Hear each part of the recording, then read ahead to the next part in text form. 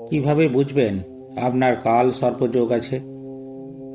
জ্যোতিষশাস্ত্রে এমন অনেক যোগ বা দোষের কথা বলা হয়েছে যেগুলি মানুষের মনে ভয়ঙ্কর রকমের শঙ্কা জাগায়। কাল সর্পযোগ তাদের মধ্যে অন্যতম। এই যোগের নাম শুনলেই মানুষ আঁতকে ওঠে। রাহু কেতুর অবস্থানের ভিত্তিতে জন্মপঞ্জিকা বা কোষ্ঠীতে 12 ধরনের কাল সর্পযোগ বা দোষ সৃষ্টি হতে পারে। কাল সর্পযোগের কারণে মানুষ নানা রকম সমস্যার সম্মুখীন হয়, কিন্তু তারা বুঝতেই পারে না যে এই সমস্যাগুলি কাল সর্পযোগের কারণে হচ্ছে। সেই কারণে এই সমস্যাগুলির তারা সঠিক প্রতিকারও করে উঠতে পারেন না। বুঝে উঠতে উঠতেই আরও অনেকটা সময় পেরিয়ে যায়। কাল সর্পযোগ আরও জাঁকিয়ে বসে। তাই জেনে রাখুন বিশেষ কতগুলি লক্ষণ, যেগুলি দেখলে আপনি সহজেই বুঝতে পারবেন আপনার কোষ্ঠীতে কাল সর্পযোগ আছে কিনা। 1. সাফল্য না পাওয়া। যথেষ্ট পরিশ্রম, অধ্যবসায় ও চেষ্টা করা সত্ত্বেও আপনি যদি কোনো কাজে সফলতা লাভ করতে না পারেন, তাহলে জানবেন আপনার কোষ্ঠীতে কাল সর্পযোগ আছে। কাল সর্পযোগ কিছুতেই আপনাকে সাফল্য অর্জন করতে দেয় না। 2. বিয়েতে বিলম্ব।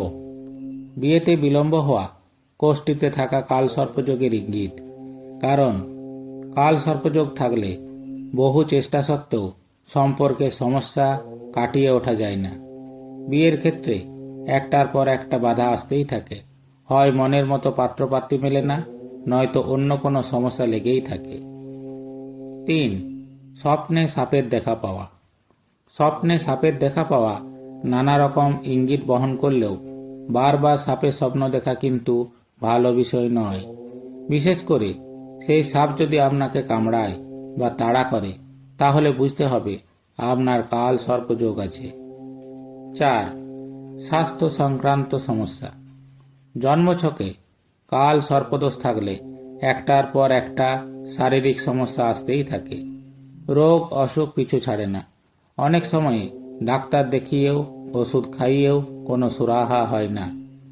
স্বাস্থ্য সংক্রান্ত এরকম সমস্যা লেগে থাকলে বুঝতে হবে আপনার কাল সর্পদোষ রয়েছে। 5. পেশাগত সমস্যা। অনেক চেষ্টা ও পরিশ্রম করার পরেও মনের মতো চাকরি বা কাজ না পাওয়া, আবার পেলেও কর্মক্ষেত্রে বারবার নানা রকম সমস্যার সম্মুখীন হওয়া, কর্মক্ষেত্রে উন্নতি না হওয়া, বারবার ব্যর্থতার শিকার হওয়া প্রভৃতি ঘটলে জানবেন আপনার কাল সর্পদোষ রয়েছে। এই সব লক্ষণগুলি আপনার জীবনে ঘটে থাকলে অবিলম্বে কোনো ভালো জ্যোতিষীর পরামর্শ নিন, উপযুক্ত প্রতিকার করুন, তবেই জীবনে সফলতা আসবে।